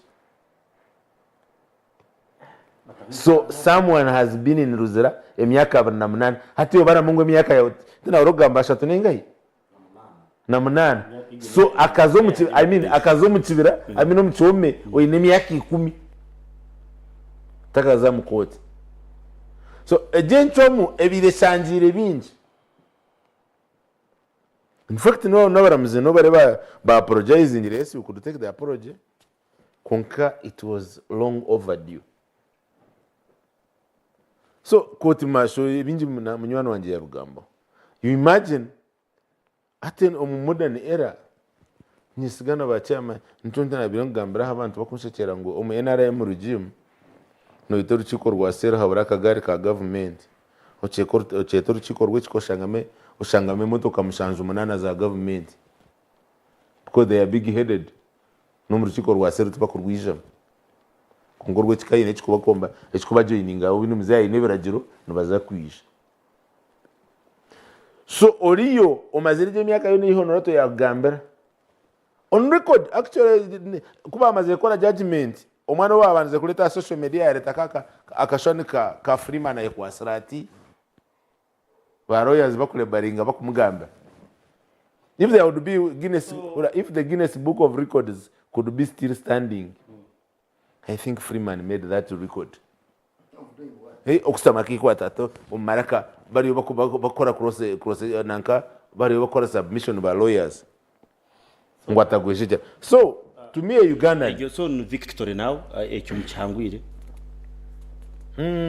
Partly or partly because karichuwire kuna nindeva history ya Uganda. One of the prominent attorney generals shankura kitwa omumbera nkeje regime ya Amin. But again omwanya gukwari go opinion eri clear na wariyo nagambisa ebitamatama. Mwene azinabidi to remind him actually ati gwa buryo muramo kumwiza ngwaza ni weshenkuru wakafa abo amateka mabi ngaguri yo kubaga. So omunya Uganda wherever you are, irrespective of your political party, because politics anything can happen, but about detention without trial nobody abandize kwata abaresire poma noboza abandize kwata. So today is the message, tomorrow is someone else in NRM. Koi omuriye cyona iwamesho gawon garebaki what no rebaki nije kutangira kiyagamba in 1978 Benaisa akaretite kariyo kugira ngo waza kutera ukunganya rwona ubanza ugambire police. In 1980 yatera urukiko asite square bamkwata kuba mkwasire mukandi bashire yajata niyo kinagambiye tikiye kibamujya ncu wahandiki. That's what is written. We are implementing what is written. The same thing kikabari ya Mbabazi akareta poma kwe natambarika wese yamkwata ngo Mbabazi jati cyunagambire ngo kuko ncu cyandike you was arrested. So why am I giving you that overview? Ebi turagamba abantu batagira ngo ineshi tugendere, but we must create a country eri kugenda rule of law. Number one, constitution is the supreme law of the land. Ejiyo kureba kandi constitution ejo negamba je munonga uko amateka shemye kubana gakora ki nigatwazwa none njagamba baruhaya president Museveni yahandike n'encho ya Supreme Court mpendere. One, Uganda subscribing international treaties nyingi ngeyo kubanza tuine International Covenant on People and Political Rights section 14 negira ngo abanyasi tubashime kubona tryingwa omu court martial. Tuine ndi African Union on peace rights of people section I think article nkabiri ni 3 negira ngo abantu bashime kubona tryingwa nkai omu court martials. Tuine ndi international human rights nayo negira ngo abantu bashime kubona tryingwa omu court martial. Those are international treaties Uganda zaine hoki omukono. So kutukuruga yokwe omu international treaties ezona kukuzemerire we are not supposed to try civilian military court. All democracies ezona zokuleze mu democracy tara mu military court. Military court zikazikozesebwa ba emperor ukuraho no military courts, but all countries as a democracy tibine military courts bine disciplinary committees zamai. Ekigo nakutangaza there is what we call martial law and military law. So buri musirikare wena oba waza beski oba waza nkai no kore kipa kweta nibakutrenge kipa kweta nguni military law oba konkagarikemo buri musirikare wena waza basic wabo recruit wabo general no kore cyo bari kweta military law. Military law means what? Afande nakwenda kumusaba ibitwinja embondo no kuche koti when you are to work are supposed to be in uniform. That's what they call military law. Buri musirikare wena kuza course na jukora do's and don'ts. So military court, that's what eche kukora.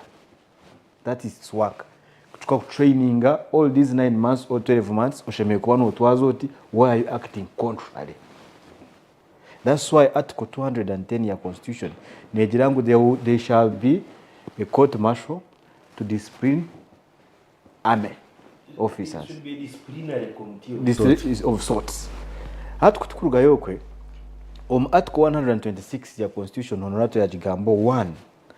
Now I'm talking about President Museveni's letter. President Museveni letter kajirangu abasirikare batebekana hanga abakaracuna zakagaye ibintu bindi mnonga.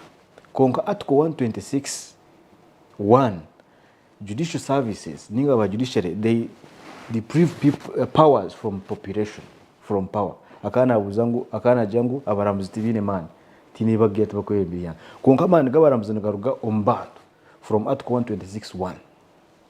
Twaza 44C is what we call derogable rights, non-derogable rights. That is, I think, C. Ekugira ngo haro ahatari negotiation. Amateka haragatafutesa obwebe umuntu tarokutesa. Then 44D, I think that's why they talk of habeas corpus. Ngo umuntu no mureto mukoti ukwarukwana. Ahurire ninga fili. Habeas corpus, that is 44D and 44C. The whole 44C negambe beyond. So kutukwata constitution ijo umuntu wanje Freeman ibyabe nakora abe na quoting act ya UPDF kandi bari yabarukwago na team yo quoting constitution. That's where the challenge was. Now let me give you example. Act I think ya 1968 yekugira ngo customary marriage umwana myaka 10 na bamushwe. You can marry a 16-year-old daughter. Girl, konka constitutional, it is 18 years. That's ya kabiri. Konka constitution, neja muri 18. Hati weje kwa tumwana myaka 10 mushwe. They will arrest you. That's why we are saying this is the supreme law of the land. So President Museveni yaka raising issue yo kugira ngo abantu bakwata nembundu nachi. Aho tune kuba charging. Tune bari kwita Penal Code Act. Tune bari kwita Firearm Act. So Penal Code Act charges you bakushango in military fatigue or in ebyamahe. That's where we charge you from. Wabo ine embundu mburi butachi, that's where you go into military Firearm Act. Nazo tuzine yoko. So President Museveni njaki yechiniga karamoji abiri ati yabanza kutunga guidance, good guidance aha law versus what Supreme Court echiyacho. Because when ajangu bari abantu babene babachure mishango abakwenda abembundu aba uniform, but we have Penal Code Act and Firearm Act which cater for that. So military law age ine kibuzo cyo waburize honorato tekubasa kushita because it was declared illegal. Tesheme kuba neshitabo kushama it was dissolved. So tokubasa ati na Freeman is irrelevant setup yona kukweli. So what is supposed to be done? Amendments okubaza gambye nebindi. Kunkana President Museveni achimanya ngo all democracies there is no what we call military court martials. Nukuhendera nshongejo. Abanyayuganda kutwisha tukagambe ugambo ubudo bagira ngo namnunga banje ba movement hatara abasheki bagamba ngo court martial bene yakora. This one works utakajiri. Yisho President Museveni akagamba bond ngo bond zurjo. I have my friend tukatu ya ready yamwe ya Museveni akuzomwe mu gwamana mununga at borders mazimaze zaka. After 2 days he was arrested. Ebyamabanje viba mugatera police. What saved him was bond. Ntuna wanze kumbuza ko yeze kushura bond wajire bond wajire ko inamani. So that is the same applies to these military laws and military courts. So we are saying Constitution 210 neherezo bugabe military court kubero konkere disciplinary committee ahanshonga za military ezina gambo awenchi woriya mu motare mu uniform amasasu woinasha tunabiri. Why do you have 30? Because you have to report if you should. That's what we call military law, and every soldier goes through military law. Konkere ibyo kuchira mu bantu nebindi, it is not allowed. Then finally, recommendations. high court ekozire supreme court ekozire recommendation nungi munonga egizire ngu reka tukwate cottage tugihindure arm ya supreme court, high court I think, ya high court tubindi to appointing aba judges bokutambuza emishango egi. Let me tell you, obwami tukaba twine military court because it was military rule, akaine military court, but the difference was wabantu abayebembera court bakaba bari ba judges, bakaba bari appointed by judicial service system, service commission. Now that is the difference. Supreme Court is saying, I mean, who have been at another President 7 na court bashoye abene baje bembera bakaba bari bona muzibe nyine. Now kuko la set up ya military court masheje itwine ngo abarubona bo kushita ma bench tabashomere amateka konkandi bija baherezaho bashomere military law konke kiba kwija kandi military law ne yamba bagira biremu abatari bantu bavutosha ni I don't know military something. So konka bench yo kuba kushitamana ko kuyagambira set up ine cyeyo set up ya military court abako bari ya bench hari tabashomere amateka konkandi bahereza advisor ako bashitama hari umushonda bako bashomere law mu munyamateka ako banahandika no gukora na judgments. So you ask yourself, you will or chairman wa court martial, you cannot make a decision, but there is third party who is going to make a decision or a judgment. That's why lakuna is omugara ni important ufite kibuze kimuguze kimwe kibaye chance yo kutora umuhando gw'urukwenda. What do you see umuriye byoni unoreba ki court martial icyo kubanza shabyona position ya president yenda kubanza na commendinga abaramuzi ba Supreme Court icyo bakozire bakakora a wonderful professional job. Professionally bakakora umurimo gw'amana muno konka bayebwe kintu kimwe implication ya their professionalism, implication ya judgment y'ibahire professionally ne habana munonga na the political aspirations of the sitting regime. Niyo shonga bw'icyo urukuraturya, niyo shonga icyo urukurebera bw'icyo we are discussing this.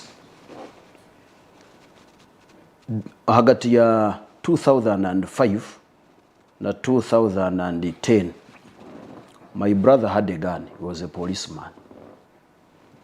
I went having realized that I was unable to pass sciences. My brother, biological brother, was a policeman. Akaine mundu. Uragira secondary nareba ngo sciences tendazike. Nagira tu so what as am physics I should look for what to do. I would go to the library and read the first edition of the Sowing the Mustard Seed. I got inspired by Museveni courage yabira yine kuzomushaka nabantu bake. I actually planned ukwibe mundu ya mukuru wanje because my brother had a kaji intende kire cyo kumara tumokagira ngo nibe mu ndege nkamutaga ndio ni kwecho kurebera tumokagira ngo nibe mu ndege ndio ni ngene kweshana cha inspiration eza hina ndio nizi tumokagira ngo nibe mu because I najibika kandi pamanya umwaka aji imbisi because I was very loyal quoting ekigambo loyal nekintu kikuru munonga. I was loyal to him, so he trained me cooperating that AK-47 nebindi. But good chance, unfortunately he's now the late. May his soul rest in eternal peace. Mutuma kwa yangu namutaga gun point nkabona abasigaza abantu tukatakinga police post ya biraro arukoro. Can't we also get guns? Nito tukagira iki twakora. The inspiration from Sowing the Mustard Seed. Fortunately tuturagumizemo, but I had a few boys na abagambira mpora ayina abirishomera bakwamanya hari gica akarice kibera ntacyo batuzagaramba. We would go there, do a few drills mpora tugaruka. Now inspiration as a result of loyalty. But that is not inspiration. Okay. That is not inspiration. What is it? That is bad mind. That is bad mind. Evil mind. You're saying these people should celebrate having overthrown another government. So now, what happened? If you read the Cuban Revolution 1953, noza kureba General Museveni byagambira cottage decision ya Supreme Court ugero takiri several of generals abarugero mushaka na Fidel Castro, they were either sidelined, marginalized or eliminated. Omuntu wakwate munda akazo mukishaka nana akimanya ngo he will inspire another person. Museveni is aware okuzo mukishaka na charisma yibagenzire nayo hina abantu abo cya inspiring ngiri ngo nicyo basika koyiko cyakweta bad mind. General Museveni nakimanya ngo nicyo basika. So ebe byabire nagamba abaganira bakweta okuziba emiwatu abandi kimayisaki nkaruporo zo kuzita okukinga buri hamwe. When you come from the bush, nutikwa kubona umenya ngo the bush has remained there. Some people also can go there. So nutikwa creating ekintu ekyo kuzibira ekyo. Niyo shonga bw'iki bateriraho that general court martial. Museveni knew that he had inspired other people. If you don't put a general court martial, Besigye will be inspired. Actually, will be inspired. So you need the court martial. Court martial omubiragiro omumateka ga Uganda gizire gakakorwa. Ne habana no kubaho kwayo nebyere gukora.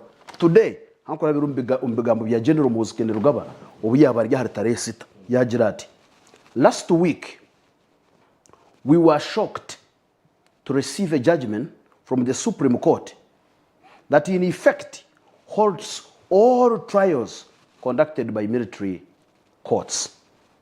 He was sorry to hear. General Museveni was sorry to hear. The son, I don't know why General Museveni was sorry to hear of the Supreme Court judgment. Today, General Muhoozi Rugaba and others said they were shocked to receive the judgment of the Supreme Court, all trials conducted by military courts. And General Muhoozi Rugaba, Supreme Court judgment, take all the trials by the court martial. The trial of civilians in military courts. Aka civilian tia katamu. Kando ko Supreme Court ebirenesbo. Okwemereza the trying of civilians in military courts. Akutia katamu. Yagumizamu. No, correction there. The court said, court ekajirangu all trying civilians, even n'abasirikare binemushangu mahamba. Tubashame kuba no trying of military court. A sentence. Eri kurenza emyezi mukaaga. Tishame kuba no trying. So the judgment was a result of Kazibaziguru Karuku challenging the trying of civilians. So that is what I'm saying. Watch it. So the question is civilians being tried in court. Yagumizam. The Historic Commission, which predates the laws being debated, the Historic Commission, which predates the laws being debated, before these laws are going to be debated, there was a Historic Commission. And NRA will do everything in its capacity to protect it. The Historic Commission, which predates the laws being debated today, could not have been achieved without a highly disciplined force. The reason they wanted their Historic Commission to be achieved, they wanted those members of UPDF, officers and men in uniform, but to get discipline. Because they were Ogwabarisomo government, they had inspired others. They had to okutaho echine chompa. Kubareba kuhereza permission okarugaha amaheba abantu benda kurugama kenkeninga ene barracks barufutaha ukashaba permission yebiro ukagira ngo nuenda kugenda to rwakana. I think today ningira rwa katano ukagira ngo no garukorwa mukaga shahina zahika shahina ne dacika ibiri bakudikiraringa a war absent without leave. So no teko kutugambira obiro inaduye hama bya barracks obigambiro no za barracks ko yonda ko extend. So no hikako tagadi immediately orukuzampinga orufuta hari. So that is the military law I was talking yes. about. Maybe to be guided. Yes, please. I was beyond an register because they knew they had inspired others, so they had to introduce a military law okudisciplininga those officers and men in uniform obutiza kuba inspired to a level that would so omumbere Supreme Court yatomeka jangu your historical commission ururebe manyando ni kwizera yageragera ngo ekikugumizamu yagumizamu at this development is very unfortunate and quite unacceptable. CDF, the son of the commander in chief, agira ngo ibi bagambire nakagwe kikubasa kabyikiriza tukuze kubyikiriza kandi byo gusaba ekiro kumanyisa ngo babyikiriza the historic commission niza kutunga obulemezi yagumizamu it could herald the national security crisis threatening the effective command, control and administration of defense forces. Mutiny. Because they had inspired these people. So those people in the forces, abakubasa kwandi ba feeling wano jiro tiba musibya parade ba mu mutwaro gumu. Kuyo feeling are not liberated. Nibo organizing and bataho mutiny. So okwenda kuche mutiny ejo kugicendeza abakirikale. Court martial. Yagumizam. That said, we cannot and shall not abandon or compromise the UPDF Historic Commission under any circumstances. Nobwo ufite kibaro rukatuta. Judgment ya Supreme Court yaba netambi kono Historic Commission ya UPDF turukuza kwikiriza kandi tarubutwikiriza no mu Rwanda. Moderator information. I don't know whether you shabango ahendere but we have picking just one comment tuhendere show. But he's using a guidance of ebyo nebigambo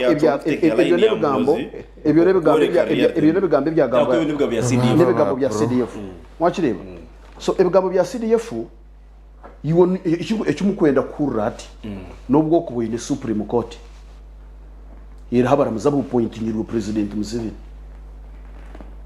noreba hatakabireho umbiga echinani nkoteri ebigabe byagira ngo Historic Commission ne predating ebiragire mu ryo no debating so chikuma sango ebiragire ebyo but there is what we call echirukuma sango organization and time. Yes, echikuma sango ebiragire ebyo atwije ko ikatije moderator chikuma sango ebiragire byo mu ryo no debating hina babitireho nicho yana mayisi okay please finally you had your time finally muga finally so neshaza yana tureka ngo hina babitireho ninyena ngwesi yone kimanye ngu aba ubu President Museveni yasikebe runde shate yindu kumakinga the latest nobo bana baronda speaker wa parliament right honorable Anita Among na deputy speaker akagira ati honorable Tayebwa ati abira side eri tukonka kungambire nawe yanyetegereza twagira ngo nawe we have our candidate at good chance ti yanga yakirizana nanye twazo mu NRM twagira stand ya candidate witu Anita Among hatukonko hire hecho mbiri nitera masimu shamu kaga shamu shanju at that is how the bayekera operate so honorato nubwo kushomebera giro ukabomera muzi wa Supreme Court ko nubwo ko analyzing eshonge zuru kwingana ki as long as omuntu uri kutekinga first president mu Uganda commander in chief yaba kiri Yoweri Kaguta Museveni a general of NRA uyirobo warawera kujya ngo general wa UPDF a general of NRA hinde biragume bitatebekine thank you finally ebyona nibyetorora hari besiki finally ebyona nibyetorora hari besiki nkabira nishaba retired Colonel Dr. Kiza Besige yitwa Banyakaturiki Musa n'umuntu wa mani munonga Musa Moses akiza no manyo kubyatandikire yamenki itorusha karuku akanaci yagabana ruhanga n'umurura toryo ya mugakabuza ho na ruhanga toryo ya ruhanga mugambira ati ninyo wundi later yiha abantu ba Israel Misiri kunka tarabakize Kanani kunka kurigire dine yindi kumanyaho Musa nagamba aho munonga okukiza Aroni kabire nishaba ngo retired Kano Dr. Kiza Besige hundu kureba retired Kano Dr. Kiza Besige no Supreme Court ruringire because of NRA akiriyo mu cyome kandi areba muhuzo nantaka maze byanagamba jango baza kushama baza kureba UPDF na Attorney General ba leta necessary parliamentary amendments bakoreshima kwa kiri kunka kiri kitekwa kwatira the Historic Commission nareba Besige ariyo mu mberejo abanya Uganda bariyo bakole byabo bari very free bakole byabo ngira ante Besige tuyikiriza ukakoma habwa musa toyikiruza ukakoma habwa musa ubwarona kabureka ubwaroni abantu kabata kumwendeza okay kareba ningira ngo the reason abonye nekiriza ko nekiriza mugara ngo aretwara ni yana retomo ningira ngo ejo niyo question itakwenda kureba kuno yakune yituru omusiyuti kuno omusiyuti itakwenda kureba aho kano surotaka kubaga naho ntukari kari ya historical commission completely na security itakureba na maisho yego then tukubagana n'amateka na modern society iko yakwenda futandikira we are to finalize issue okay kare ono tukameni nato nanakugandi of course I'm not the moderator konkatu ne parameters just kuba nturebera ho show one twiniba ko tamwe jurisprudence abayemba turebe ikintu cyo kwenda jurisprudence nentegeka y'amateka agakudatinga before esenje takabireho hakaba harimo amateka gamwe mu mateka twine sources of law twine constitution niyo subiri kuturwa mu source mu constitution twine acts of parliament konka twine ko tamwe international laws and customs hoya Uganda ka chapter 4 Uganda tekaje kwata abo kubezimwe bakazitema mu Universal Declaration of Human Rights ezindi bazi yo ICCPR bazi byaramo nko kuzi abo kubeseke agency ekayaba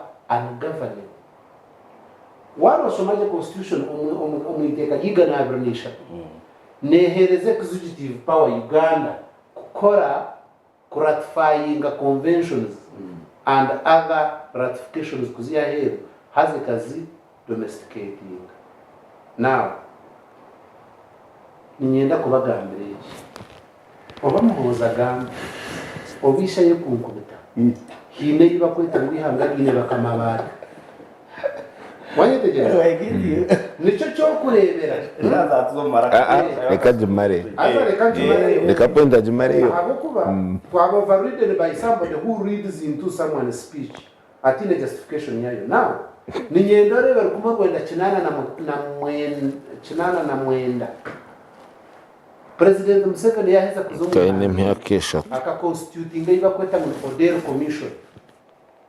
order commission ekane buruza ecyariho kurugara kumo rwenda kinana na gumwe kwika kinana na mukaka kwayo ekabanegezaho aba barebiza bakabana bagezaho ngo batakakora inshobi ngeza government zabezizira esaheji omugaranda nari namageze no ma history konkana aho harwe kurengera byo tarache ninyenda kugamba bano soma jurisprudence tuyireba ko tamino popular pressure and popular demand esaheji court of supreme court delivering judgment etakishikiribire ko delivering ahabu iba ko tamino popular demand and popular pressure now ninja warebere na president uwenkana aragaye na garuka mwabantu ahabwa WhatsApp yonka abantu bahandika WhatsApp bataho final aragaye aga your point alishaza last point and just conclude with my last question Congo hariyo constitution hariyo n'amateka okay konke mbude riyo neshe hati so did conclude no ya kubasoma reke boni nakusingana ninyusko banagishwa hatutandaka nagichwero mu bito bambaga ngwengo ziyamuhateheka otekiranya no yusuko obu Kongo yarenda kwindura gwebembezi kabera kayaje kwata so finally one concluding I think we will have echamhero abamwango bamwikiriza twakira mu nseri y'inyuma ense hindukire iwe noza ko mu muntu noza gambira umuntu ngwargeho konkana buza kushesha even these ones abo kutekateka ngo tubakureba tubakushika tubakuganga they will say no the silent majority abashita akaru mani byebi ahabwachi ebintu nibihinduka na hati ntuza tukabugamba things will change ekizibomba katuricho ko kuyagamba nyondo mu katuricho kandi imbere myezi mukaga ko ndiko no mukatolika church bakagira ngo kibe kikwererwa yo no kwekwa amaso hata no reba statement yayi baba siko koi we ko recruit for that amo kendera shonge gitire nko yatsendere maybe for the benefit of the listeners in the current update eringu nyomwazo the engineer Dr. Win Byanyima and a team of lawyers bafiling the habeas corpus hamwe na senior counsel Martha Karua na Elias Rukwago as a team. I would implore other district leaders, because I also need to talk to the Lord Mayor Kulanito Wampara to ataye. We want Dr. Besigye batugambiri tekerwa mukomiremu after his remand time expired on Monday 3rd. Hatuba mukomire. Then tutira tukubagambira basebo nabanye batinkuza kubyetorera munonga. Atko yakashatu ya constitution yo mugaranda yanga kubashomera. Nigira ngo hagiro wahenda constitution. Whatever means, take defining na muhanda. Whatever means, use what you have to restore the constitution of the Republic of Uganda. Enough is enough. Thank you. Now, one doctor yechireki. Tingma bamwana mwenda ngu omugara ignoring statement ya Prime 7 ngwejo tekukora because Supreme Court echiremu. Tiwa mwana mwenda ngwa ignoring ya line ya CDF wamahe. No, don't worry. I'm coming. Because Supreme Court echiremu ngwezo opinions to rubbish ngiti aboteri kibagamba Supreme Court echiremu. Ninjangu cyakiri important ngo at the back of our mind tugire yo as opinions too tuzataki njya historical commission eibagamba tumanye abwencha abantu abambensise ko tumashebende bakora mu rumoki then wabo uri muhangire bakweta Uganda utari murinde bakweta Uganda iwo noreba ngo nubeja kugire kura ko tumasho negenda ngo Supreme Court film so ko tumasho twageragaho waza konza yo mu rwebene bakora and then modern times demanding out. Now what I wanted to guide ninge chimenda kutebeka some bitaba ntabashomere I cannot come here and say nkanga kuwa promoting chiba kwita institutionalism tino kuombe kihangeri liya institutions ekina yenda kwakana nogo mushija article 128 ya parliament negerati there is separation of power, there is executive, there is parliament and the judiciary. Nugo mahega tukoze ki kutogambo nugo shemeye kuba ntwija nto advocating to be independent in making their decisions. Number 2, kini rugaba ebi yagambira nanka chotera hi abari. This is his own opinion nkeyo muntu. But this abolition of this court, he never yum barak sata basirike batarabona, they are celebrating. For example, Kihura one time akaza bariyo in church yagirati when he was IGP yagirati 48 hours ninche ati nkinaba tongere 90 days for investigation omuntu yali on police bakamkwata for 78 hours for 78 days ari makije yatanka kuro mushaya kuro ekiragiro cyakora kicyamukora. My friend Sejusa kazaya bamkwata Sejusa ile statement yakoze itakwenda gambira bamkwata bamutomko masho. After I think they were like 38 days, 90, actually it was 90 days. Akaja tumwetiru kwako. Abenwe anyemerere. So what we are saying here, tomorrow even Mhoz can find himself in that court because things change. So what we are doing here is to create a country which is free and fair in terms of justice application. Tukubaza kuija tukashajike cyo kugira ngo court mahashegumeho. What we are advocating for is let there be a military court, tribunal or disciplinary committee to discipline shogizi ya nagamba. Ngu abwenchi we jashayitano. That's what we are saying. We have said. Tuwatsi bamupesha gainfu. Nje tugamba abasirike bona bakuza course. Bona bakuza course. Abakuza course. Nibege chibaru kwita military law. So wahenda military law, that's when you are subjected there. Let me give you an example, my friend Mugaranda. Police yo kureba in a disciplinary committee. tekubasa kugikora koti bishe bakwatira webeshitoke bakutoro military committee. It is very wrong. They take the indisciplined officers to be disciplined from police. Njokora neheje yakamukuze ibini PSU. It disciplines police officers. That's the same thing court martial is supposed to be doing. Okay. Finally, this country Article 1 says power belongs to the people. Kandi echabantu bino kuchikwata kandi bakachukunda munonga. Actually Uganda has one of the best constitution in the whole world. Ohiremo buntu butugiremo buki. But power belongs to the people. People are watching. All of us we are watching. That's why I'm saying the problem Museveni has now is the elite he has built. We understand, we analyze, we internalize, and you have demands. Have to make sure the country move forward on our demands. Okay.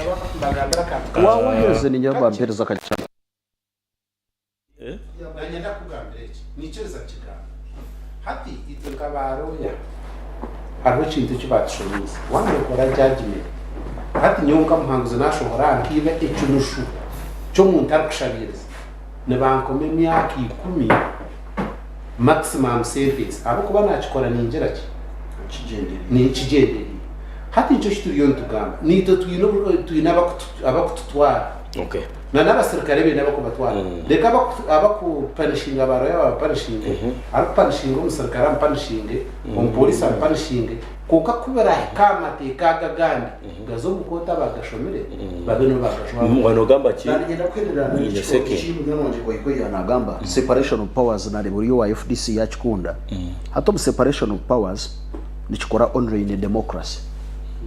So you don't have democracy. There is no democracy. Here.